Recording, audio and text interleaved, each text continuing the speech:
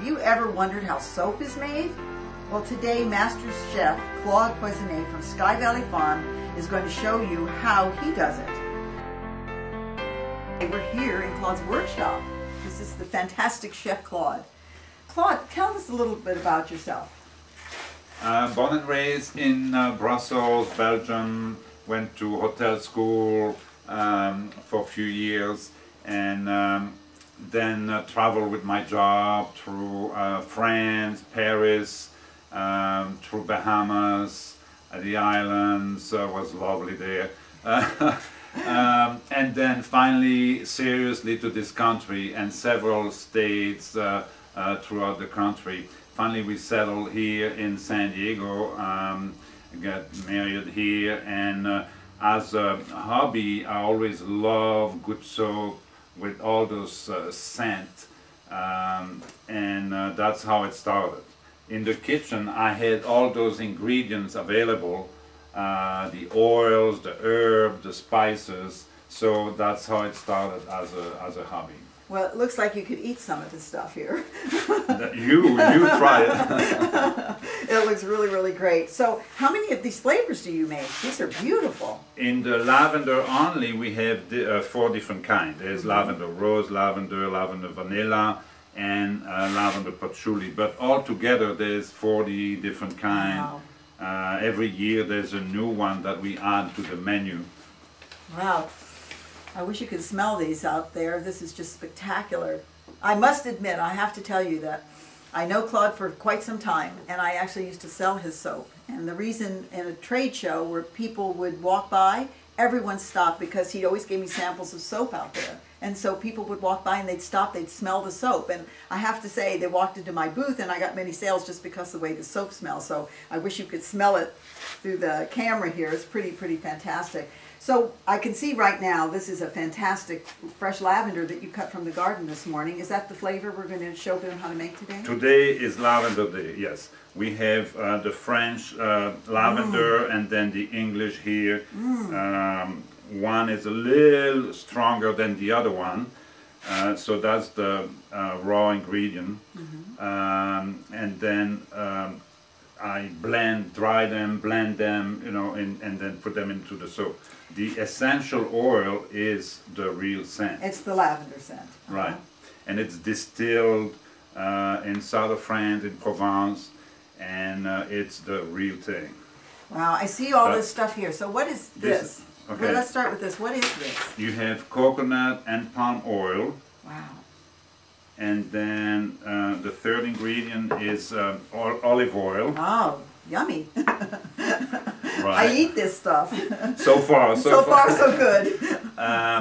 The essential oil distilled in France.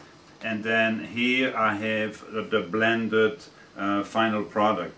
So the dry flour blended, and I use bran flakes. Bran? I've heard of oatmeal, but I didn't know you used bran. Why do you use bran? Well, because everybody uses oatmeal. I want to be different and use bran. Actually, the bran will do the same, and it's a smooth, non-rough exfoliant. And what else do you use to blend all this together? Okay, the last product that I use is the some people call it lye. There's caustic soda. It was before the 1700.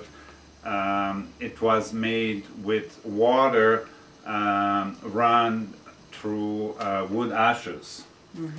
After 1700, it was made more economically as a chemical, and so it's caustic soda, which once you put that solution with the oils, and it's a chemical reaction that changes. It emulsifies everything, so there's no harshness to the lye. There's no chemical harshness. The lye is gone, the oils are gone, it's right. a soap. No, your soap always feels very natural. So I know lye in the old days was considered very caustic, but when it's blended with olive oil and all of this, it softens it and helps emulsify the soap so it gets solid, right? That's part of the process. That's pretty fascinating. And there's no animal product, it's vegetable oils and natural. So then what next? So then you've got all your ingredients here. So what do you do next to make this into these beautiful bars? Next we put it together. Okay. And I have the oils already melted that we put together with the lye. So in the mixer here, I would add... And that's heated to blend it all together? Right, 100 degrees. 100 degrees, which makes it raw. Keeps it raw for those who are concerned about that. It's natural, not overheated, so you're still getting all the beautiful oils and everything. And natural oils. There is the solution of caustic soda and water. And this will go into the mixer, just like in the kitchen. It looks like you're going to make a cake. Right, all my tools are That's from the beautiful. kitchen. Is that a commercial mixer that they do for pastry? Is that Definitely, yes. Definitely. Oh, don't try this in your own home. And so then, how long does this take to mix? right here would go for half an hour. Uh-huh. During that time, we can go on with the process. I made another batch a couple of days ago. Well, let's shut this off and let's show them what it looks like when it comes out of there. Right. So you pour that into a mold? Yes. Uh-huh. At the end, after half an hour, I would add the essential oil, just like in cooking. I add them at the end to have the full effect. And then the blended dry flowers and the bran. And so what's this mold lined with? I see you have some kind of paper or something inside that wood box? It's lined, let me show you. It's lined with freezer paper. Freezer paper, aha, so it's shiny. Beautiful. It's shiny on one side. I see. Oh, yes. And beautiful. So that the soap doesn't stick to it. So how long does it take for this to get hard? Usually 1-2 days is better. So you have a little heat reaction, right. And then Does 2 days shrink? later it will shrink. All the water that we put in have to evaporate. Right. And then that's where it does shrink a little bit. So you would cut it as a certain size. A few weeks later, it's just a tiny bit smaller. And how many bars will one piece make like that? We do several sizes, but let's say all regular size, this size, it will be 48 soap. So I do 4 blocks, and each blocks will be cut into 12. Into 12. And I know I've seen your tiny soaps that you do for hotels. Right. You do a small bar, and then I've seen some of the custom bars you've done for weddings and other kind of things that were larger. So you can get more out of this depending on what your orders are. Right. Correct? Yes.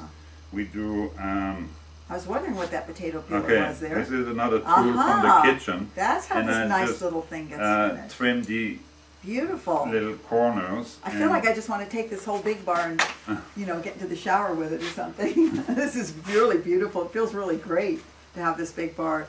That's fantastic. And you can see that it smells great. Easily cut.